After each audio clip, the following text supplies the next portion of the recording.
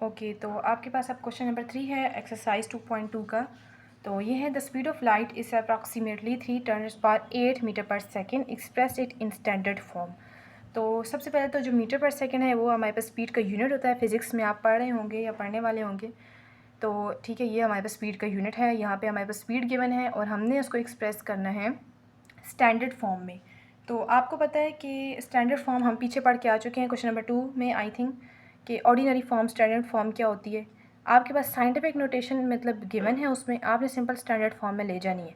आपके पास पॉजिटिव 8 है, माइनस में 8 होता तो आप उसको पीछे की तरफ ले जाना था। पॉजिटिव 8 है तो सिंपल आगे 8 ज़ीरो डाल देंगे और ये आपके पास क्या हो जाएगी, एक्सप्रेस हो जाएगी स्टैंडर्ड फॉर्म में। ठीक है, साइंटिफिक में गिवन थी, स्टैंडर्ड में चली गई। क्वेश्चन नंबर 4 आप देखें, the circumference of the earth at the equator is about 475,000 metre.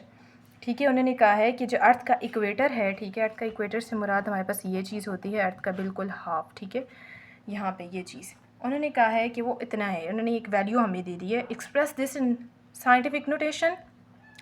हमने इसको एक्सप्रेस करना है साइंटिफिक नोटेशन में। हमने क्या करना है, यहाँ पे लिखना है गिवन सर्कमफेरेंस ऑफ द अर्थ हमें इतना दिया हुआ है। अब देखें ये मीटर है, इसका ऐसा यूनिट हमें साथ मीटर लगाना है।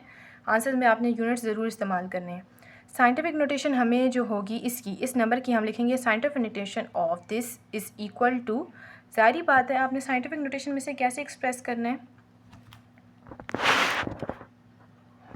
ओके, यहाँ पे मेरे पास पावर 10⁻⁷ मैंने मिस कर दिया था, यही मैं नोटिस कर रही थी।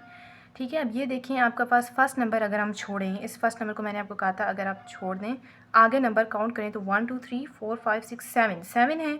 और आप क्योंकि राइट की तरफ काउंट कर रहे हैं, क्योंकि आपको नंबर दिए हुए ही राइट में है, तो आपके पास आ जाएगी 4.0075 10⁻⁷। आप चाहें तो इसको 4.0 10⁻⁷ भी लिख सकते हैं, क्योंकि पॉइंट के बाद एक नंबर भी काफ़ी होता है। लेकिन हमारे पास जो इस तरह की अथेंटिक वैल्यूज़ गिवन होती हैं, जिस तरह यहाँ थी, तो हम उसमें इस तरह अगर लिखें तो वो ज़्यादा मुनासिब लगता है। आप इसको इस फॉर्म में ही लिखिएगा।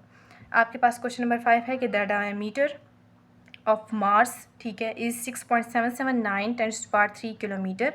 उन्हें कहा है कि जो मार्स का डायमीटर है, डायमीटर का मतलब होता है एक सर्कल का हाफ। ठीक है, मार्स भी एक प्लैनेट है, उसका कहते हैं जो हाफ है, ठीक है, वो कितना है उन्होंने इतना बताया हुआ है हमें, ये वैल्यू उन्होंने हमें दी हुई है। Express this in standard form, ज़ाहिर बात है अब अगर उन्होंने हमें साइंटिफिक नोटेशन भी दी है तो उन्होंने मांगी किस में है, स्टैंडर्ड फॉर्म में, ऑर्डिनरी फॉर्म में।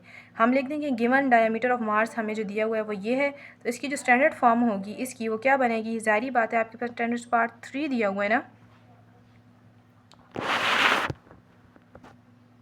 ओके, तो यहाँ पे देखिए आपके पास ये चीज़ है, ठीक है, ये चीज़ है।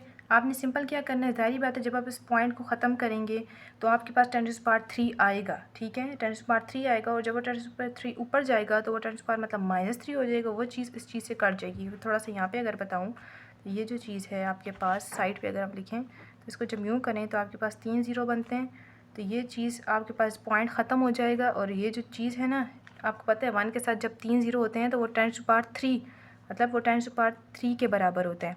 जब नीचे हमारे पास 10⁻³ होगी, यही चीज़ पावर जब ऊपर जाएगी तो ये क्या बन जाएगी, 10⁻³ बन जाएगी। ठीक है, तो ये -3 इस वाली 3 के साथ बिल्कुल ये दोनों आपस में ऐसे ये दोनों कट जाएंगे।